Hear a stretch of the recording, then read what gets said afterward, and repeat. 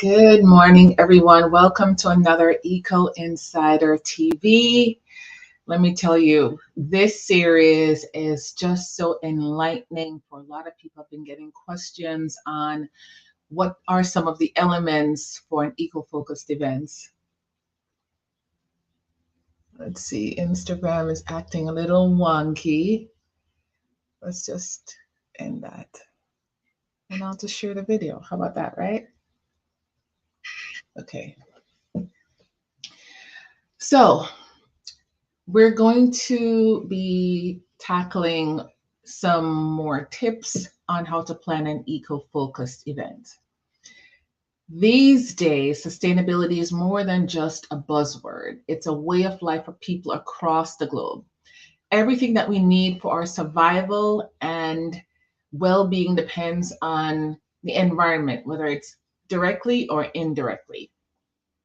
Businesses have a need and an opportunity to provide more sustainable products and services so that they can just do their part. This series is going to provide you with some solutions, some tips, some ideas, so that in planning your next event, you'll be able to do so in an eco-focused way. My name is Melody Dixon, and I'm the CEO and founder of Pro Event Planners, curators of eco-focused events. I provide support for clients who are steeped in all things sustainability. It's in their business, it's in their home life, and it's in their events. They reach out to me in that respect because I already know what to do and I'm aligned with what they're aligned with, so it's a perfect fit. I also support clients who have no idea about sustainability. They hear the buzzwords, maybe they've looked at a couple of things in their social media feed, the seed is planted, and now they want to figure out what is the next step. So that's when they reach out to me as well. For those who aren't aware, sustainability is meeting the needs of the present without compromising the ability of future generations to meet their own needs. I like to say that we're from an expansive creator of the universe. And so by virtue of that, we too are expansive. So we create and invent and design and do all the things that make an expansive life. And we use the resources on this planet to do so. But where sustainability comes in is that we get to be all that, but be intentional with the resources. We're not trying to ride it till the wheels fall off. We just use what we need to create what we need to create so that for the rest of our lives, we have access to the resources. Our kids will have access to the same resources so they too can be expansive. Our grandkids and family and friends 10 generations deep will have access to the resources we have today so that they too can be creative and expansive and all the things, right? Now, there are three pillars to sustainability. The first one is the environment.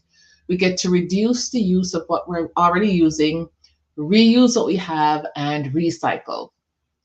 I like to squeeze in a fourth, and that's upcycling. This is where we take junk and we convert it into a whole new product so that somebody else can have a whole new life cycle of using this product.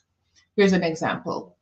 If you are very handy, I've seen on my Instagram feed, because I'm connected to looking at the stuff, the algorithm sends me more. So there's a company, I want to say they're in India, not too sure.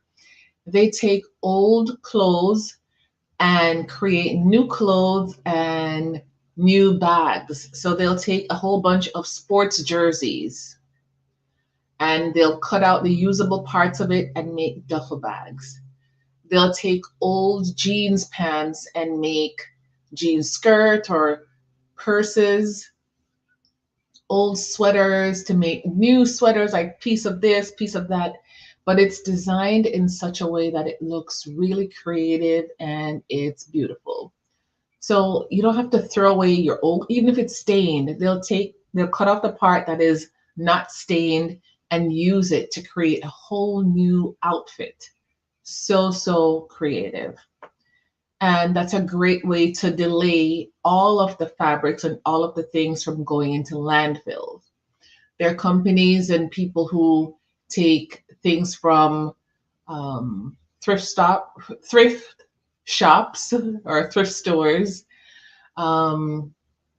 junkyards, and they refurbish it and resell it, or they make it into something new and sell it. So that's a great way of delaying the stuff from going into the landfills.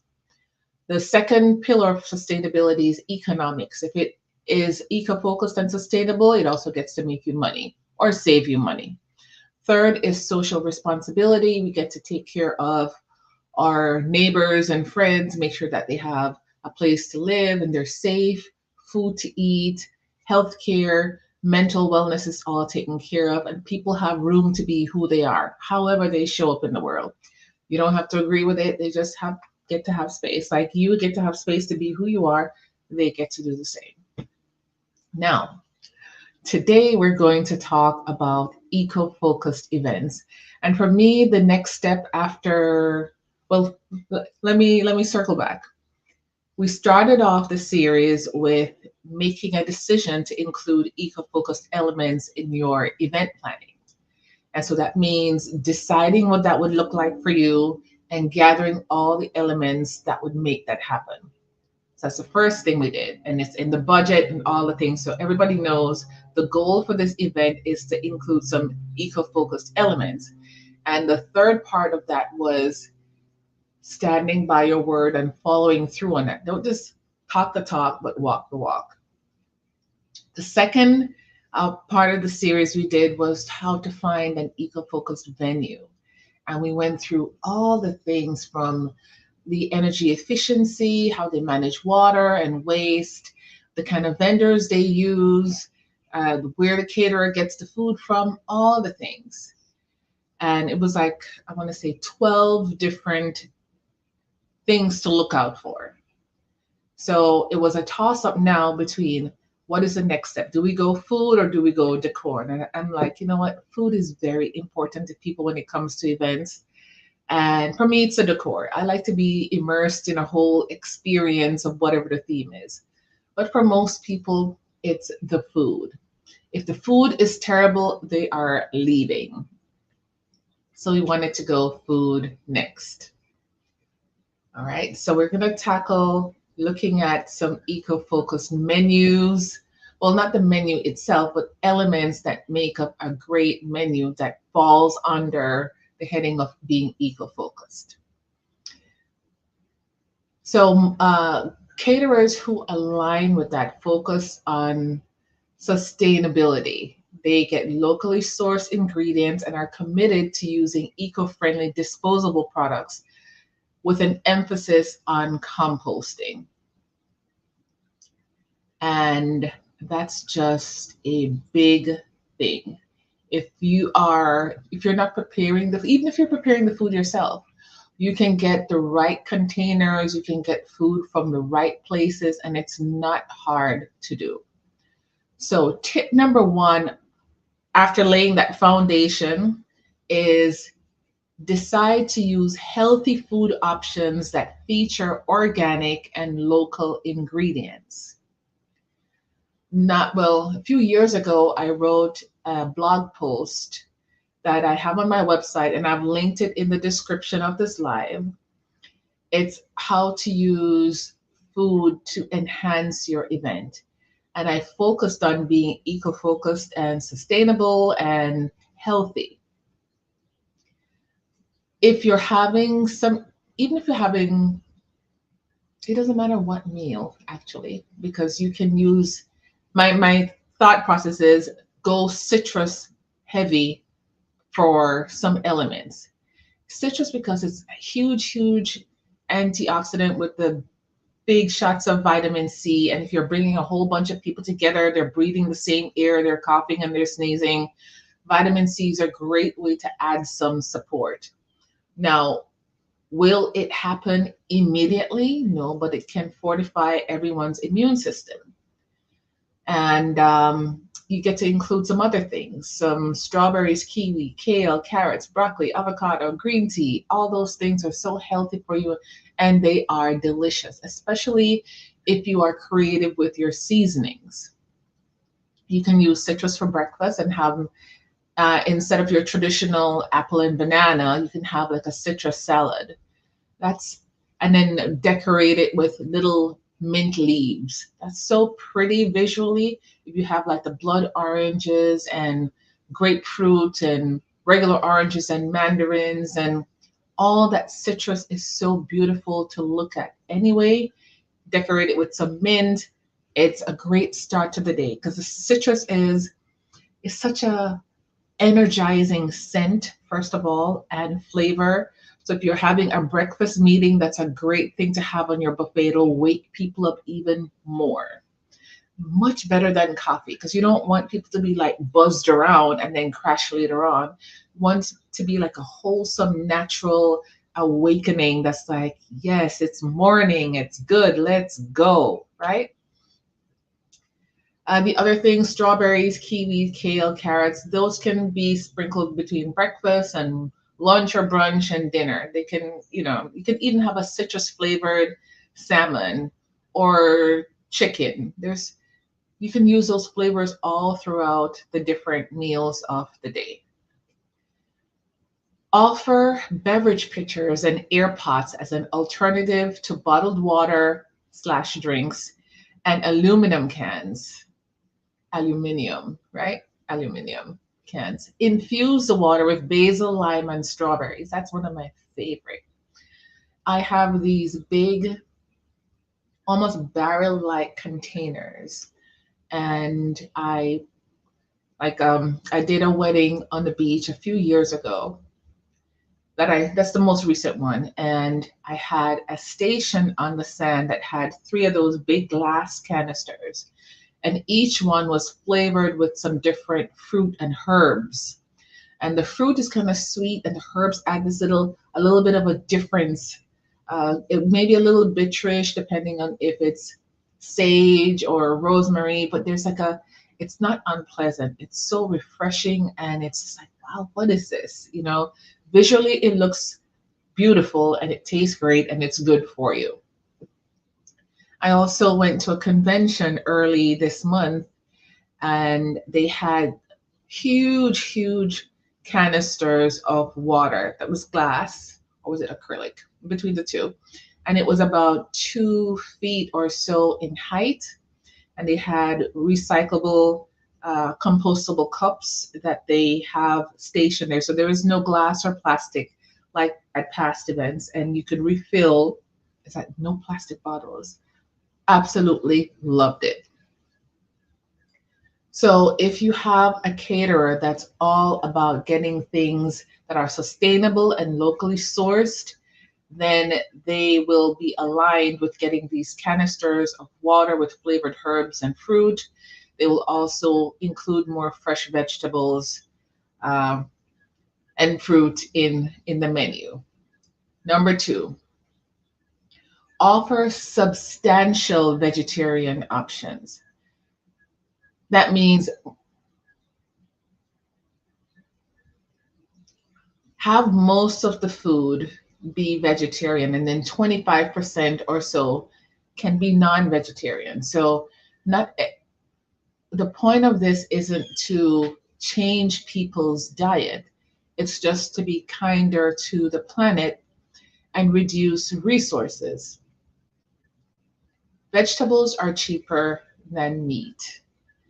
And meat, of course, if you leave it on a buffet after the first hour or so, it starts to get overcooked and tough because there's heat under the chafing dishes and it continues to cook. Even if you think it's just warm, the warming continues to cook it further and further. That's why they're saying at max a buffet is out for 2 hours. After that, the food quality is severely reduced.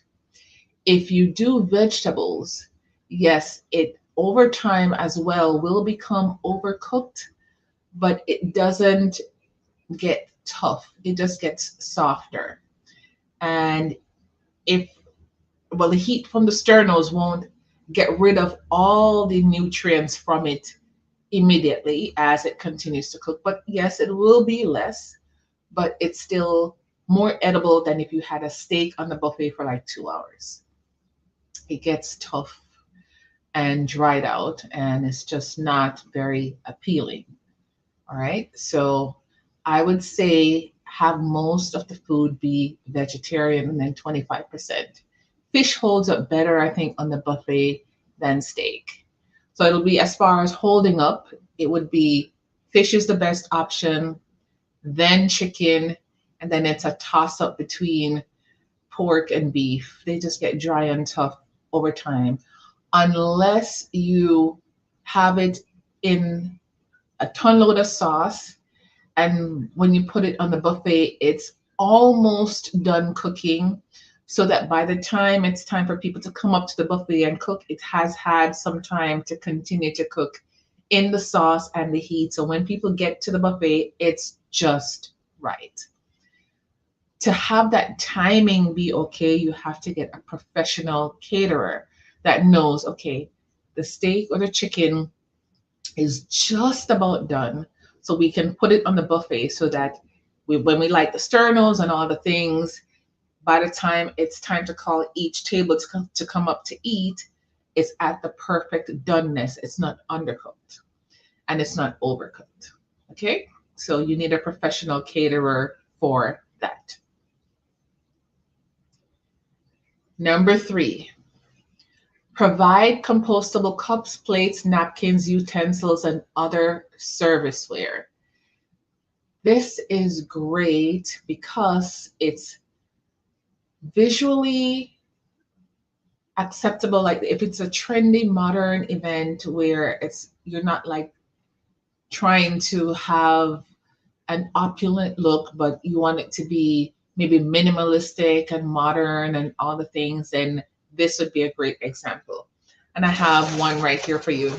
The other day I did an unboxing from this company. It's called Detox.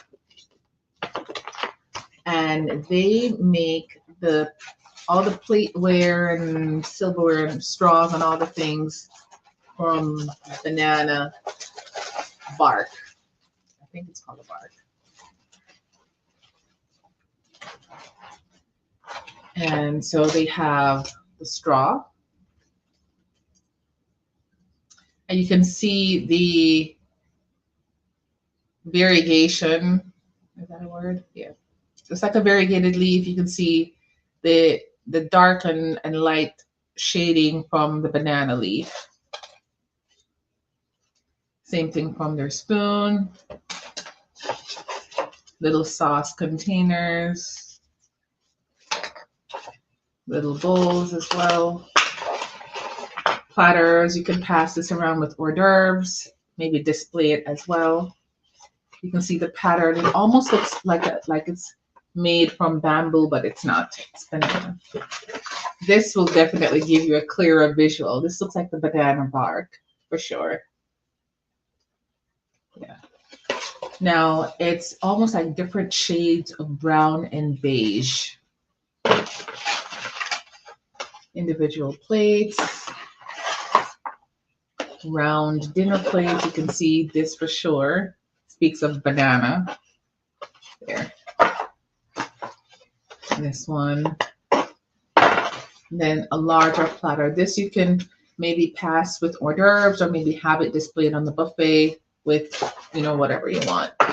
The good thing with this is after you're done eating and whatever's on your plate, the servers clear it, they can take the plate to the back, and if you have your composting section set up, they can toss the meat into a bin that maybe goes to a kennel if you're donating the leftover meats there, or to a farm that has pigs. You can do that. And then the whole plate and the vegetables can go into the composter, like the fork, the spoon, the straws, all of it, all compostable. There are quite a few different companies that offer this kind of flatware, plateware. They even have cups as well. And so Detox I like because of their whole story and how they make the products. Their stuff is on Instagram. You can Google it. You can research it. It's DTOCS. Okay. Managing all of this could be a lot for someone to figure out or to hunt down or to source caterers that align with sustainability and ask probing questions to see where they got the food from, what farmers they use, how far is the food from the venue, and the resources that they have. Is it sustainable or is it more eco focused? Are they kind of in or kind of out? What are they doing and how does it connect with what you're aligned with? That's where I come in. I am totally steeped in all things sustainability and eco focusedness. I will do the hunting and pecking for you. The link for the information from my website is in the description of this live. Click on the pro event package, and it's like a hashtag hire it done. You say, Melody, I want to have a conference, but I want it to, instead of being fully sustainable, I want it to be eco-focused because we're not there yet. Or on the flip side, you may say to me, Melody, I don't want it to be eco-focused or hint of being sustainable. I want it to be fully and completely sustainable. Do it to me. All right. And then I take your desires and your budget, meld it all together, and hit the ground running and create a fabulously sustainable event that is not only visually beautiful, but logistically sound as well. If you have any questions on your next event, you need some support with that. You need to find out what can you do to make your event eco-focused or completely sustainable. Let's connect. My name is Melody Dixon, CEO and founder of Pro Event Planners, curators of eco-focused events. My email address is info@myproeventplanners. Thank you so much for joining, and I will see you tomorrow when we'll tackle another element of planning an eco-focused event. All right. Thank you so much for joining, and I'll see you tomorrow.